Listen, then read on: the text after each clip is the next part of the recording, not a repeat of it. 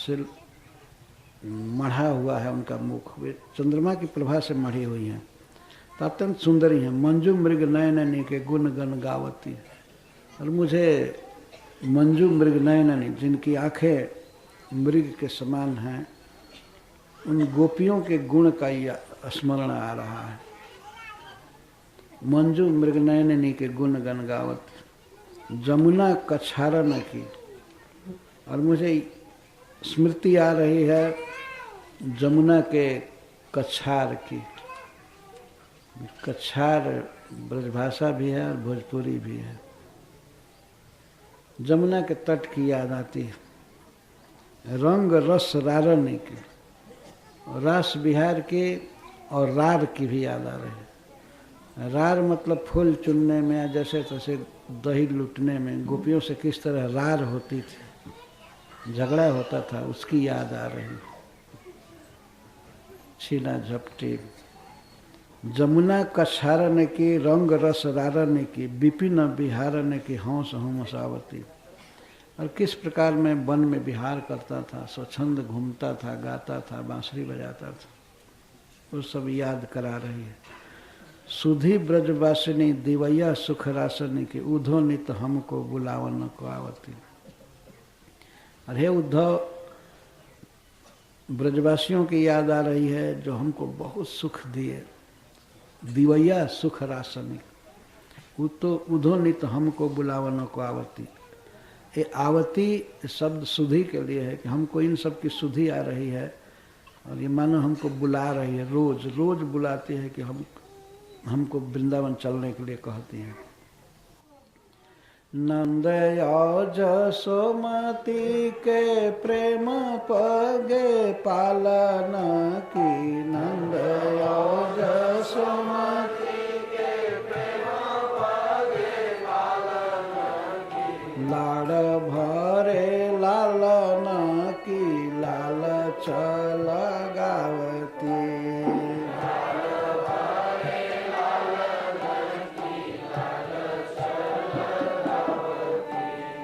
कहे रतन कर सुधा कर प्रभास मारी, कहे रतन कर सुधा कर प्रभास मारी, मंजू मृग नयननी के गुण गान गावती।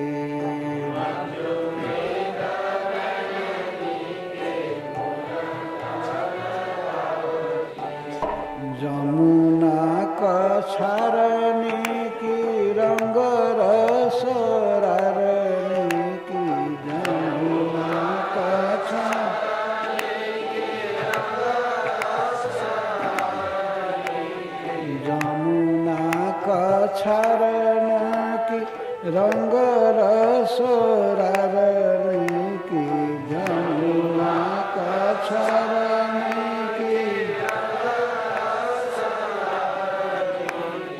विपिन बिहारन की, हंस हंसावती। विपिन बिहारन की, हंस हंसावती।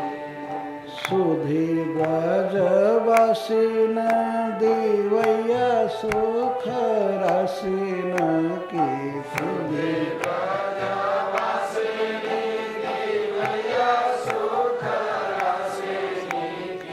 उद्धव हमको बुलावन को आवती।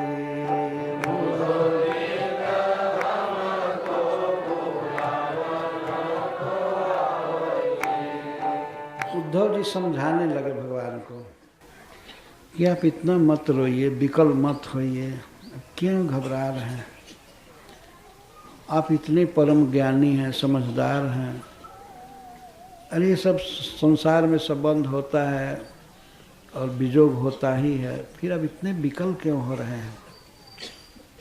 तो इनके समझाने पर भगवान उद्धव जी से कहते हैं, ये निचले पद में है, प्रेम ने मानी फल निवारी उर अंतरत, प्रेम ने मानी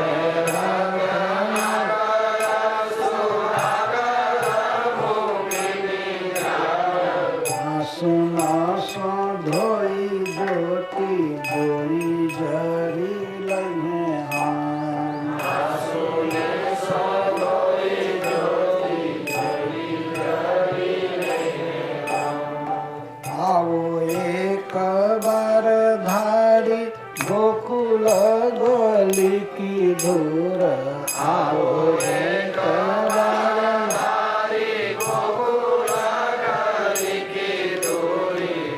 बार नीति की प्रतीति धरी लई है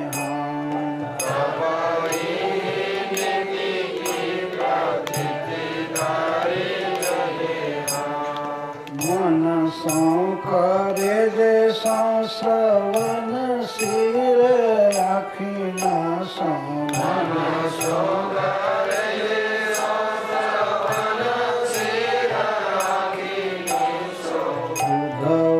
तिहारी सीख भीख करी रहिए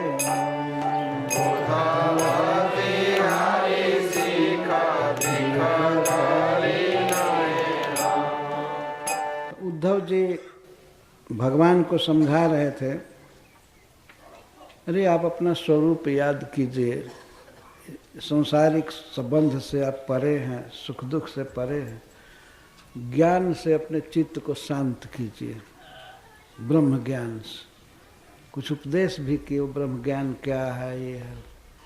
तो भगवान कहते हैं, उद्धव ठीक है, मैं तुम्हारी बात मानता हूँ, एक बार गोकुल जाओ, एक बार नंदगांव होकर के आओ, इसके बाद जो कहोगे वो मैं स्वीकार कर लूँगा।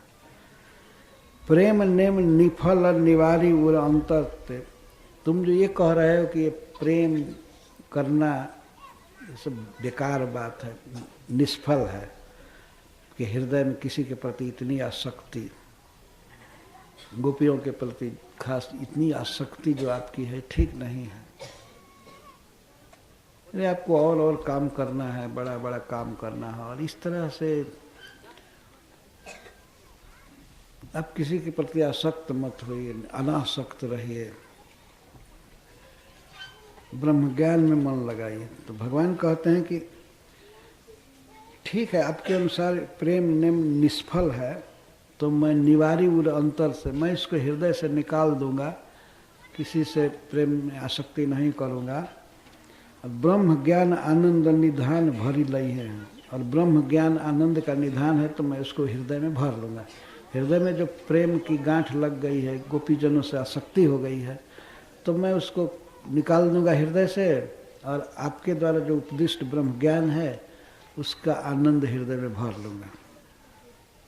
कहे रत्नाकर सुधाकर मुखिनी ध्यान, और इस समय तो मैं चंद्रमुखी, सुधाकर मुखी मतलब चंद्रमुखी श्री गोपियों का ध्यान कर रहा हूँ, स्मरण आ रहा है, और मेरे आँख से बहुत आंसू निकल रहे हैं। तो ठीक है, उनका ध्यान मैं आंसुओं से धो लूँगा। अभी तो हमको रोने दीजिए जो रो रहा,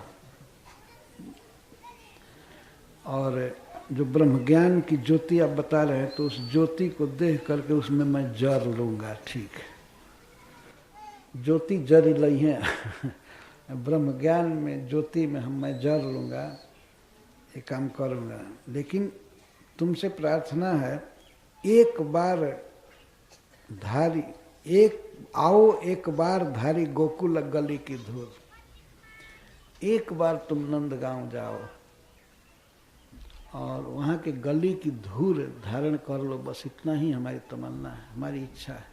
एक बार नंदगांव जाओ और वहाँ के गली की धूल को थोड़ा लगा लो, और इसके बाद जो कहोगे मैं करूँगा।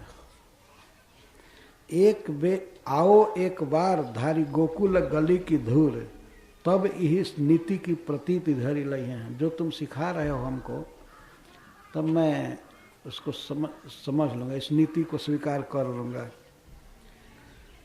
और गोकुल से आने के बाद जो तुम कहोगे उसको मैं मन में, करेजा में, आँख में, सिर में, आँखिन में बसा लूँगा। जो कहोगे मैं तुम्हारी शिक्षा को वैसे स्वीकार करूँगा जैसे कोई भिखमंगा भीख को संभाल करके रखता है।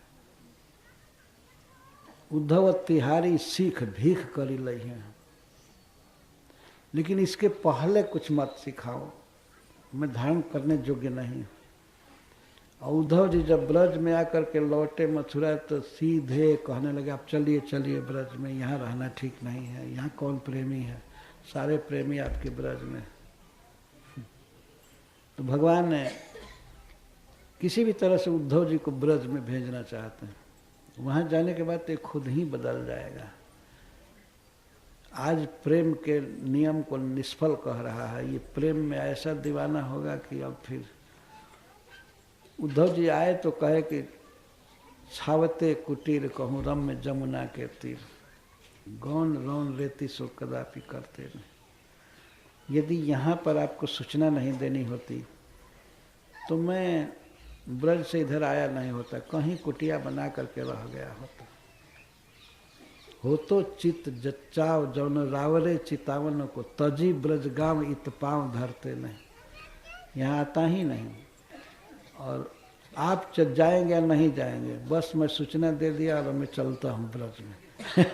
उद्धव जी ऐसे कहे, इसी के लिए भगवान इनको भेज रहे हैं। के साथ बजाओ। प्रेम ने मानी फल निवारी उर अंतरते, प्रेम ने मानी फल ब्रह्म ज्ञान आनंद निधान भरी लहे हम।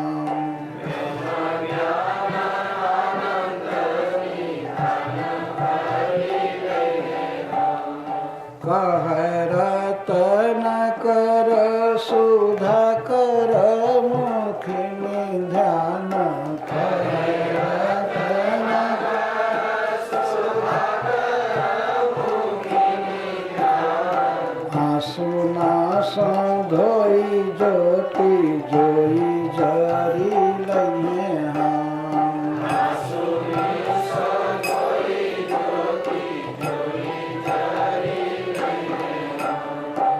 आओ एक बार धारी गोकुल गली की धूल, आओ एक बार धारी गोकुल गली की धूल, आओ एक बार धारी गोकुल गली की धूल, आओ एक बार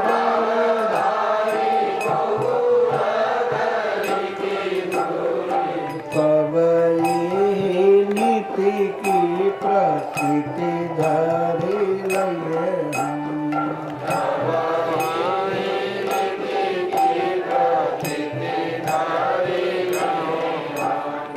मन सो करे जैसो श्रवण सिर आखिना सो, मन सो करे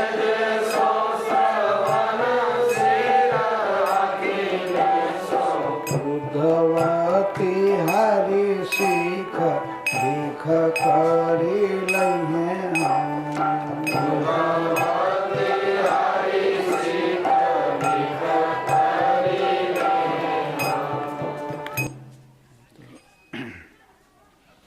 जब उद्धव जी की भेंट हुई गोपियों से, उद्धव जी के आने का समाचार सुन करके श्री गोपियाँ चारों तरफ से दौड़ती। उद्धव जी चलते हैं भगवान से संदेश ले करके। जो 2 श्लोक में बताया गया है कि उनकी क्या दशा हुई ब्रज में पहुंचने पर। लैके उपदेश यो संदेश पन उद्धव चले, लैके उपदेश संदेश पन उद्धव चले। पृष्ठ 28 पर है, नीचे का 36 नंबर। लैके उपदेश यो संदेश पन उद्धव चले, लैके उपदेश यो संदेश पन उद्धव चले। सुजसा कमाई बेउ छाऊ बेगार में,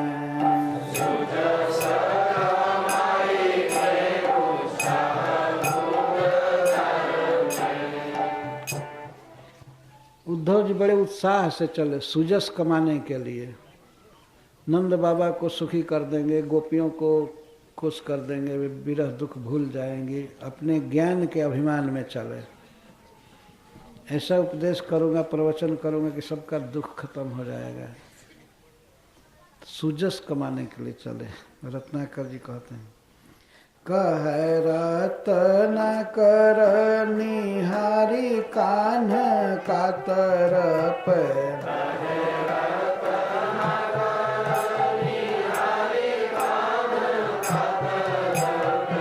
आतुर भयो रह मन न संहार में।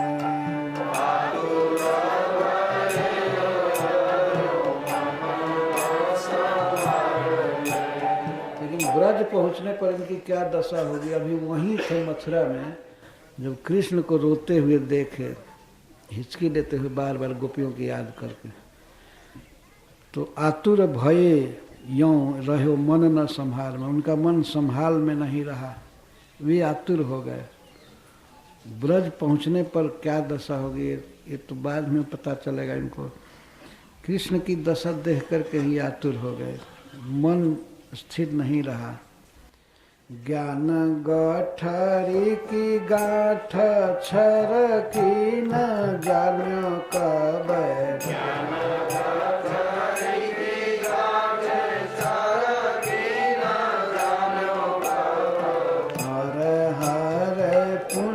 सब सर की कछार में।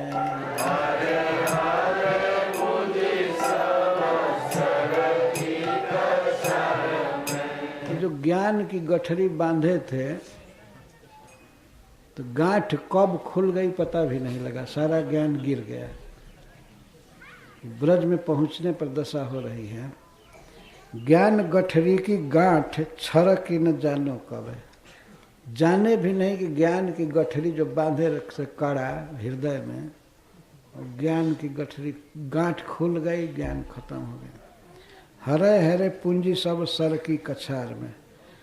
हरे हरे मैंने धीरे धीरे, जब गांठ खुल गए तो धीरे धीरे पूंजी अर्थात ज्ञान की भावना, इनका ज्ञानाभिमान जमुना जी के कछार में सब खत्म हो गया।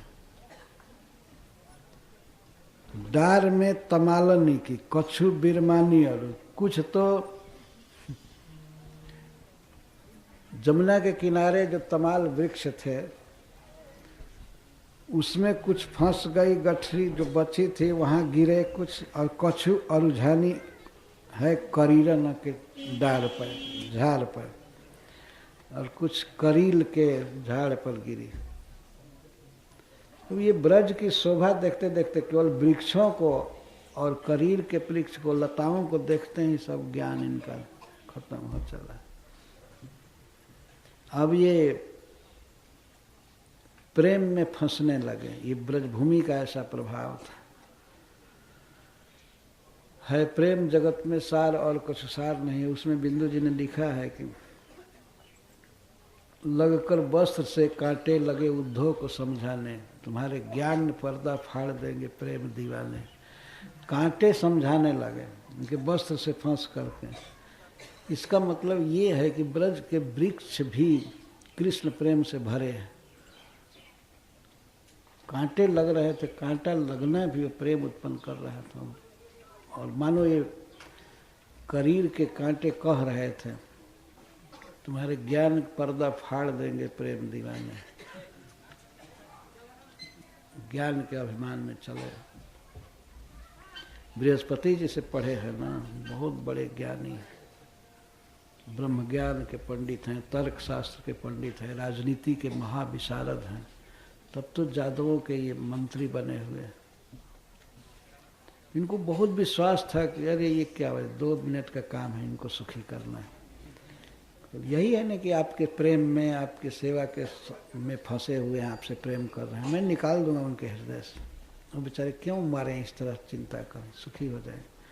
भगवान ने कहा कि एक बार जाओ, गोकुल के गली की धूल धारण करके आओ, और इसके बाद जो कहोगे मैं मानूंगा। तभी तो रास्ते में जा रहे थे, तब तक तमाल वृक्ष और करीर वृक्ष पर ही सारा पूंजी खत्म हो गया।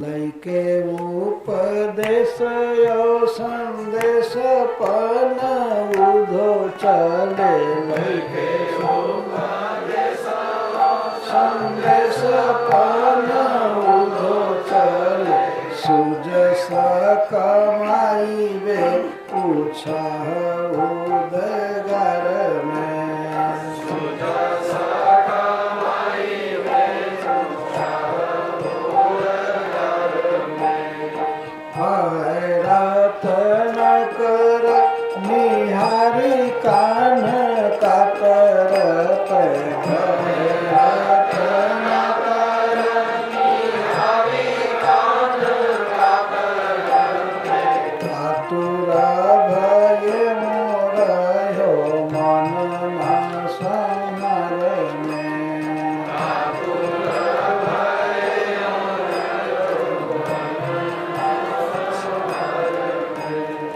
ज्ञान गठरी की गाठ सर की न जानो कब, ज्ञान गठरी की गाठ सर की न जानो कब, हर हर पूंजी सब सर की कछर में, हर हर पूंजी सब सर की कछर में, डार में कमलनी की कछु वीर ननियारू, डार में कमलनी की कछु वीर ननियारू, कछु आरू झानी है करीर न के झर पे, कछु आरू झानी है करीर न के झर पे। कुछ ज्ञान तमाल वृक्ष की डालियों में उलझ गया, फंस गया, और कुछ करील के झाड़ पर। इसका मतलब यह है कि वृंदावन के ब्रज के तमाल वृक्षों को देख करके उनको इतना आनंद आने लगा और इतना प्रेम उमड़ा, ये तमाल के वृक्ष जिनके नीचे भगवान बांसुरी बजाए हैं, जिन पर चढ़े हैं, खेले हैं, वही बहुत सुंदर लगने लगे और ब्रह्म ज्ञान आदि के बाद भूलने लगे। वैसे श्री उद्धव जी ब्रह्म ज्ञान आदि में नहीं थे, भगवान कृष्ण के प्रेम में ही थे, लेकिन उस प्रेम का उत्कर्ष ब्रज में उन्हें दिखाई देने लगा। और कुछ करील के झाड़ी की सुंदरता देखने लगे। ज्यों ज्यों नंदगांव के निकट पहुंचने लगे, त्यों त्यों भगवान के प्रेम में डूबने लगे और ये अभिमान है कि मैं उनको सुखी कर दूंगा उपदेश दे करके, ये जाता रहा। 29वें पृष्ठ पर शुरू में है 37 नंबर का। यहाँ ब्रज भाषा में हरे हरे का अर्थ होता है धीरे धीरे। जब जब बढ़ रहे थे धीरे धीरे इनका ज्ञान का गुमान घटने लगा। हरे हरे ज्ञान के गुमान घटी जान लगे, हरे हरे ज्ञान के गुमान घटी जाने लगे, जोग के विधान ध्यान होते तरी लगे,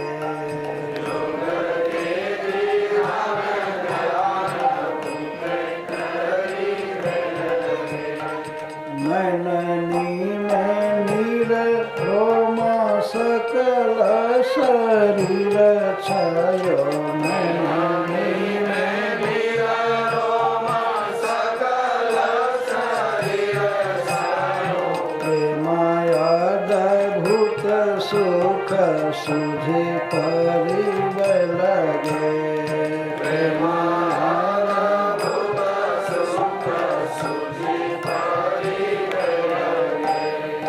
गोकुल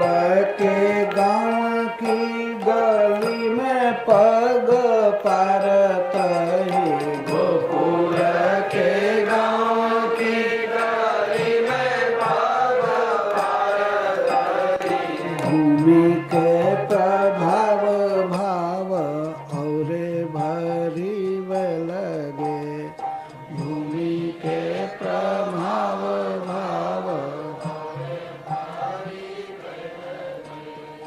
ज्ञान मारतंड के सुखाए मन मानस को ज्ञान के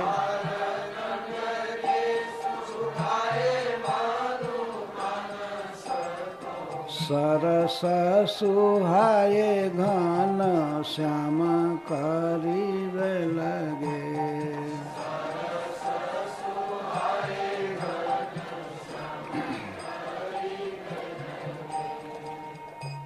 हरे हरे ज्ञान के गुमान घट जाने लगे।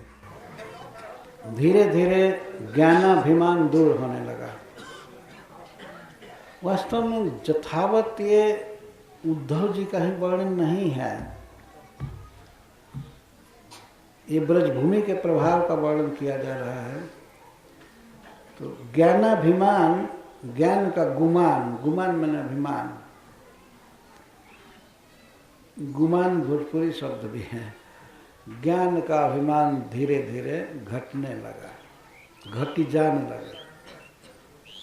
योग के विधान ध्यान हुते तरी बोल, ध्यान हुमे ते तरी लगे। और योग की जो विधियां हैं, इस तरह से ध्यान करना, प्राणायाम करना, आसन करना और चिंतन करना कि मैं ही ब्रह्म हूँ,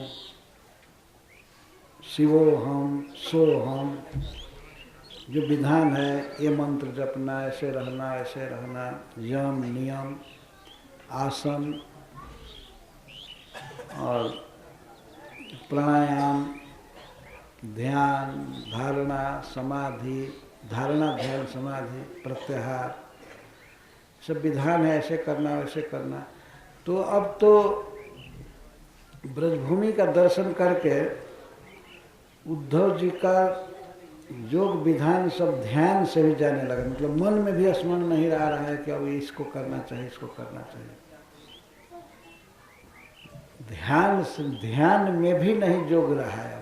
अब प्रकट क्या होगा। और नैननी में नीर, अब आंखों में आंसू भरने लगा, रोम सकल शरीर क्षण। और ब्रज का दर्शन करके सारे शरीर में रोमांच भर गया। प्रेम अद्भुत सुख सुधि परिबे लगे। और प्रेम में क्या अद्भुत सुख है, इसकी अब सूझ, इसकी समझ आने लगी। गोकुल के गांव की गली में पग पारत ही, गोकुल गांव की गली में, नंदगांव को भी गोकुल कहते हैं, बरसाने को भी गोकुल कहते हैं, वृंदावन को गोकुल कहते हैं। तो गोकुल के गांव की गली में पग पारत ही, गोकुल के गांव की गली में पैर रखते ही भूमि के प्रभाव भाव औरे भरने लगे। इस भूमि के प्रभाव से कुछ और ही भाव हृदय में उठने लगा। ज्ञान मारतंड के सुखाए मन मानस को सरस सुहाए घनश्याम करवे लगे। दोपहर के सूरज को मारतंड कहते हैं। उसी समय सबसे ज्यादा तीखा रहता है, कड़ा घाम रहता है। तो उनका मन रूपी सरोवर, उद्धव जी का मन रूपी मानस, मानस माने सरोवर, ज्ञान रूपी सूर्य रूपी ज्ञान के द्वारा सुखा दिया गया था। ज्ञान सूर्य से सूख गया था। किसी सरोवर में मान लीजिए पानी हुआ और सूख जाए किसी तरह से, कितना खराब लगेगा। सूख गया था। अब उनके हृदय में घनश्याम छाए। घनश्याम मतलब घना, सांवला बादल, जल वाला बादल। वर्षा होने लगी धीरे धीरे। अब केवल छाया अभी हो रही है, तब तक तो सरस होने लगा। सरस सुहाए घनश्याम करवे लगे। अब उस सूखे हुए सरोवर को घनश्याम सरस करने लगा। जो कृष्ण का अनुभव, कृष्ण से प्रेम ये मथुरा में नहीं सीखे, ब्रज में जाकर सीख रहे हैं। वहाँ की भूमि का अद्भुत प्रभाव है, ये वो आज भी है, अनंत काल तक रहेगा। ये आजकल के जो ज्ञानाभिमानी हैं, ऐसे लोग काशी में देखे जाते हैं, हरिद्वार में देखे जाते हैं और जहाँ तहाँ। तो ये लोग किसी व्यक्ति से प्रेम करना उसको बहुत बुरा मानते हैं। अपने चित्त को बिल्कुल निर्वासन कर लेना, वासनाहीन, जहाँ तक रूप का स्मरण आता है और किसी से संबंध का, इन सबको भी अनित्य मानते हैं, प्राकृत मानते हैं। अतः किसी लड़के में आसक्त होना या लड़के का किसी लड़की में आसक्त होना, किसी स्त्री का पुरुष में, पुरुष का स्त्री में, और ये हम, हमारा, मैं, मेरा, मैं ये हूँ, ये मेरा है, ये है, ये सब पाखंड है। बड़े बड़े सन्यासी ज्ञानी यही सोचते हैं। किसी रूप के चक्कर में क्या पड़ना है, निर्विशेष निराकार में, ज्योति स्वरूप में मन लगाओ। और वास्तव में सांसारिक दृष्टि से केवल देखा जाए तो इनका विचार उन्नत है, लेकिन अध्यात्म के माने में ये उन्नत विचार नहीं है। ठीक है, प्राकृत रूप में मन नहीं लगाना चाहिए, लेकिन अप्राकृत रूप, भगवान कृष्ण का जो रूप है उसमें मन का अभिनिवेश होना ही चाहिए, वही परम फल है। तो रत्नाकर जी एक प्रकार से इन निर्विशेषवादियों पर, ब्रह्मज्ञानियों पर ये बात कह रहे हैं। ज्ञान एक सूखे और दाहक सूर्य की तरह है, जो हृदय को सूखा बना देता है। कोई प्रेम नहीं, कभी किसी की याद करके रोना नहीं, और खासकर भगवान की भी याद करके, भगवान का गुण गा करके कभी रुलाई नहीं, कहीं रोमांच नहीं, कुछ नहीं, क्योंकि हृदय सूख गया है। यह कहते कहते कि हम ही ब्रह्म हैं, सो हम, वह मैं हूँ, तो मैं हो तो इस दशा में क्यों पड़े, वही तुम हो तो इस दशा में क्यों पड़े हो। आज भी रटते रहते हैं, आप सुन सकते हैं कहीं कहीं, सो हम, सो हम। तो सह का अर्थ है, ये वेद का वाक्य है, सह माने वह, अर्थात जीवात्मा मैं हूँ, उसके पहले जीवात्मा का वर्णन है। मैं भी वह हूँ, ये अर्थ है, और भगवान का भी वर्णन है। भगवान चिन्मय है, हम भी चिन्मय हैं, जीव हैं, हम भी नहीं मरेंगे, हम भी नहीं दुखी होंगे, केवल शरीर बदलेगा, लेकिन आत्मा का कभी विनाश नहीं होता है। तो आत्मा का ऐसा वर्णन करके ऋषि कहता है कि सह अहम, मैं वह हूँ, सो अहम, अयम न अहम, ये मैं देह नहीं हूँ। जो सामने हमारी स्थिति देह को जो लोग मैं कहते हैं, उनका निषेध किया जा रहा है। मैं देह नहीं हूँ, सोहम, मैं इसके भीतर रहने वाला जीवात्मा, आत्मा हूँ, शुद्ध है, ये अर्थ है। लेकिन सोहम पढ़ पढ़ करके कुछ लोग ये सोचते हैं वह मैं हूँ, अर्थात मैं ही भगवान हूँ। सह अहम, मैं वही हूँ। एक व्यक्ति हमसे एक बार पूछा, वो कबीरपंथी था, तो हमारे मंदिर में आया था गुरुग्राम में, पूछा